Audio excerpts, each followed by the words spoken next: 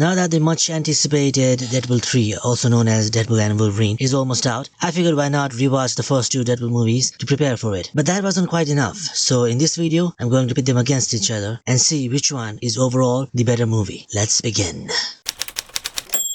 The first Deadpool follows Wade Wilson, a former hitman of sorts, as he gets in a relationship with Vanessa. Soon after he proposes to her, he finds out he has cancer. Sensing his desperation, a shady aging type approaches him and offers a way to heal his disease and even gets some superpowers while at it. He rejects the offer at first, but then changes his mind and eventually agrees to it. Little does he know that he is going to get tortured and disfigured in the process. Once he escapes, his goal is to get back to his wife while also taking revenge on the people who did all this to him. Deadpool 2 starts with Wade doing his job as a professional hitman. Only one of his targets survives and comes back to attack him where he lives. It results in the death of that goon, but also of Wade's wife, Vanessa. To make matters worse, she is killed right after they were discussing having a baby. While he is dealing with grief, he also tries to kill himself so that he can get back to Vanessa, even if it's in the afterlife. He fails and later joins Colossus and his team as an X-Man. Trainee! Shut it! He comes across an abused mutant kid named Russell, and from there they end up together in a prison. While in prison, a genetically enhanced soldier named Cable travels from the future to kill Russell because Russell ends up being a dangerous criminal in the future and goes as far as to kill Cable's family. The rest of the story is Deadpool trying his best to save Russell from both Cable and his own dark future. Only there are far more obstacles in the way than he expected, as Russell gets closer and closer to becoming the monster Cable warned him about, and this time he even has an ally in Juggernaut. It all leads to both Deadpool and Cable teaming up to stop Russell before things go from bad to worse. As you can probably tell, both stories are about Wade and his efforts to do the best he can given the circumstances. However, the plot for the first one is clearly a lot more bare bones than the second one. The first one, as entertaining as it is, was mostly about Wade trying to get back to Vanessa, only he keeps stalling due to his appearance, which gives the villain more time to find and kidnap her instead. The crazy thing is, he's not even that ugly. But your mood's never gonna brighten till you find this woman and tell her how you feel. If you could see me, you'd understand. Looks on everything.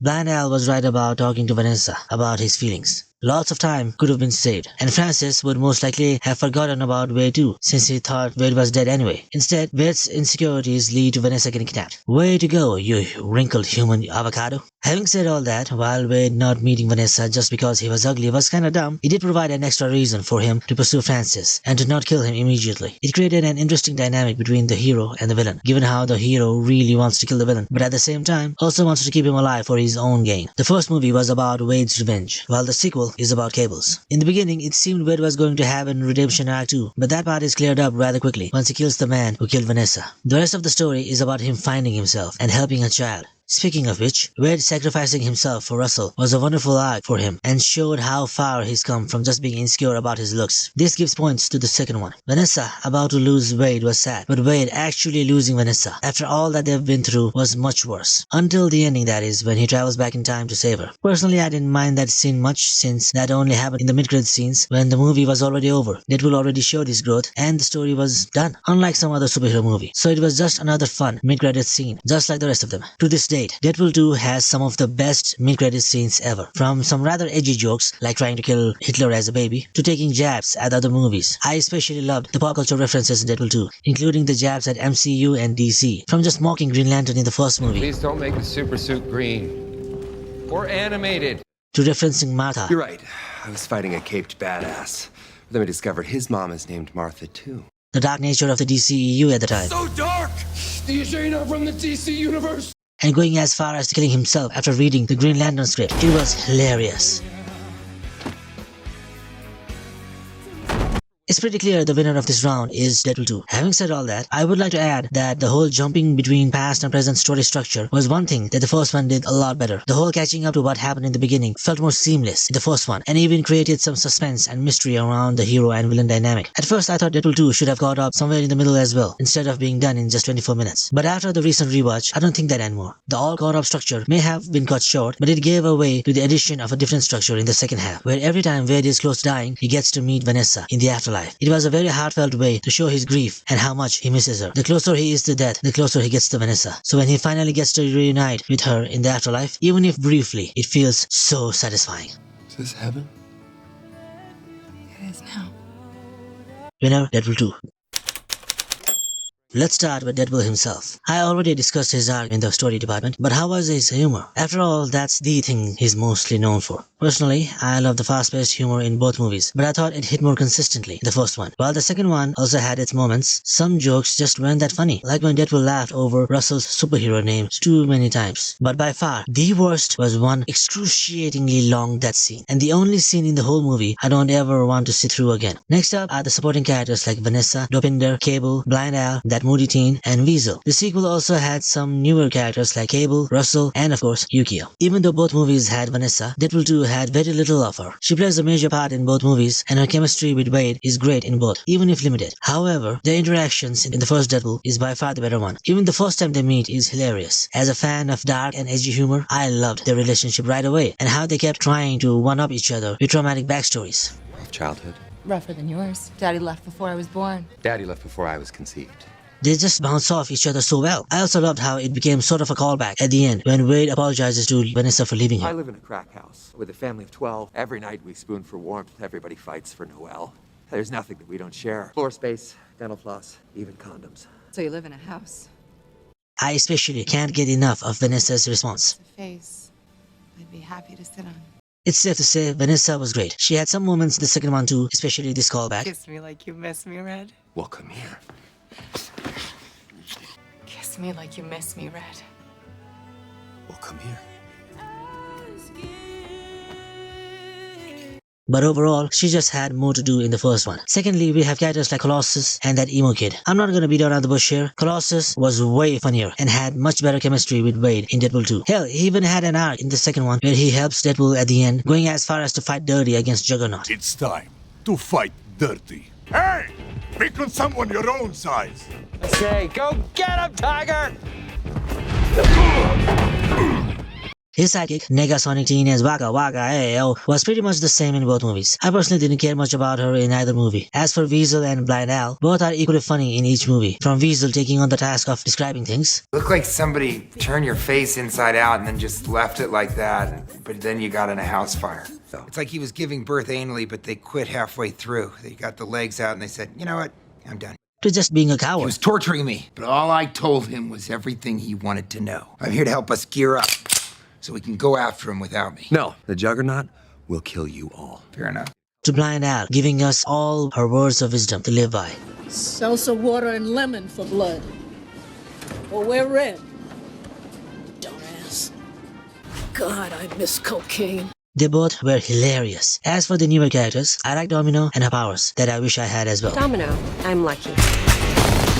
Luck isn't a superpower. Yes, it is. I also like Cable and his Winter Soldier type personality, along with Kyle Reese level goals and determination. They were nice additions to the group. The one new character I didn't like at all was Russell. He was so annoying at times. I get that he's just a kid, one who has been abused pretty badly and is constantly undermined in prison as well. But there were times when I just didn't want to even hear him speak. He was much better as a possible villain in the second half than a comic relief in the first. Still, he helped Wade get an arc, so it's all good. We also had X-Force, and they were memorable even if they died right away. Peter, as usual, was great. Skarsgård was a surprise. Surprise as in I didn't know this was the same actor who played Pennywise in the It movies. While we're on the topic of cameos, the first Deadpool has one of my favorite Stan Lee cameos ever. Give it up for chastity! Rest in peace, legend. I had a blast watching your cameos, and occasionally the movies that surrounded it. I also loved the non-Stan Lee cameos like Matt Damon and Brad Pitt. I had completely forgotten about the Damon cameo, first in Ragnarok and then in here. He sure likes to make cameos in superhero movies. He was also in Thor Love and Thunder. It's funny how Thanos managed to kill not just the real Loki, but even the actor who played him on stage. And finally, my favorite character of them all, Dopinder. His interactions with Deadpool were the best, especially in the sequel. Dopinder was introduced as just a normal Indian cab driver in the first movie, who by the end of that movie showed to have some hints of a darker side when he kidnapped his cousin Bantu with the intention of killing him. He's tied up in the trunk. I'm doing, as you said, DP. I plan to gut him like a tandoori fish, then dump his carcass on Geeta's doorstep. As if that's not enough, in the second movie, not only does he show interest in being a contract killer, but he even gets to kill a man, which was an unexpected yet hilarious direction to take this character in. I will bathe in the blood of your enemies. I wonder if he'll go even further in the third one. I sure hope he does. Got his motherfuckers! I want some more. I bet you do, Brown Panther. Hell yeah, Dopinder, show the world that a brown guy can be just as violent as any black one. That came out wrong. Or did it? Both movies had the same characters, but while the first movie introduced them, the second one gave them a bit more to do. Even the little scenes Vanessa got were well utilized, since Wade follows her words of how children can help be a better person, which then leads to him trying to help Russell. And even though I didn't like the addition of Russell himself all that much, Domino and Cable more than made up for it. Not to forget Juggernaut, who literally rips Wade in half. Which then leads to the scene where Deadpool has baby legs. I found that scene even funnier than the little hand joke from the first one. If I have to pick a flaw, I would say that Cable going back in time to save Wade felt very odd since they haven't known each other for long, and even at that time, they weren't exactly the best of friends. So him sacrificing his only way back to his daughter and wife just to save Wade felt rather forced. That's just lazy writing. Regardless of that minor hiccup, Deadpool 2 overall is the movie with the better characters. Winner, Deadpool 2. While the first Deadpool does have a primary villain in Francis, the sequel doesn't. At first, it seemed Cable would be the villain, but then he joined the hero's team. Then, it seemed Russell would be the villain, only for him to change as well. By the end of the movie, the only characters who would actually be called villains were the Headmaster and Juggernaut. While I do realize that some people consider Cable as a villain, I personally don't agree with them. I believe that any character who ends up joining the hero's side at the climax of the movie is not a villain. For example, Magneto from Days of Future Past is a villain, since he was on the hero's team at first, but then betrayed them for his own goals and even fought against them in the climax. But Magneto from Apocalypse was not a villain, since he ended up joining and helping the hero's side by the end, which makes him an anti-hero. I hope this clarifies my views on the differences between anti-heroes and villains in movies. Understand? Do you get it? It's a little complicated. Cable may have started off as a vengeful villain, but is mostly just an anti-hero by the end. I'd also like to add that while his serious demeanor bounced off well with Deadpool's character, some attempts of humor felt too forced and just were not that good. Like the scene where he calls Wade handsome and tells him that he reminds him of his dead wife while applying a lip balm out of nowhere and maintaining some really weird eye contact. I wonder what the hell the writers were thinking or smoking when they wrote this scene. Anyway, back to the topic of villains. In Deadpool 2, Juggernaut was a villain, and so was the old man who abused Russell and other orphans. They both did a decent job for the little screen time they had. Juggernaut being the physically imposing monster that he was, and the Headmaster being a disgusting piece of shit. A child should not be burdened with such power! But at the end of the day, they both pale in comparison to Ajax. What's my name? Francis is a full-on psychopath who tortures Wade just because he can. The whole treatment center is an excuse he uses to lure people in and then make them suffer. Without Francis, there would be no Deadpool. So for better or for worse, he has a much larger impact on the story and the franchise as a villain than many others. You grow back body parts now, Wade. When I'm finished, parts will have to grow back here. Yep, that was a good one. For a person with no superpowers aside from not feeling pain, he held his own against Deadpool fairly well, all the while staying completely calm. Even his catchphrase, while basic, is still a very memorable line. There's something so captivating about a villain who can remain so chill and calm despite getting beaten bloody to a pulp and seconds away from his own death that makes him so fun to watch. What's my name? Who fucking cares? In conclusion, the first Deadpool has by far the better villain. Winner, the first Deadpool. The action in both movies is pretty fun and full of energy, but given how the sequel is directed by the guy who also worked on the John Wick movies, the action in the second one is overall more well lit, well paced, and expertly choreographed. The sword fights especially were so much smoother in the sequel. Given the fact that Deadpool 2's budget was almost double than the first one's, the set designs were also a lot more detailed, and there was just more action in general. Not to mention, the action itself is also a lot more detailed in the sequel. Like when Cable is fighting Wade in prison and accidentally shoots him in the neck brace, which then leads to it breaking apart in the fall.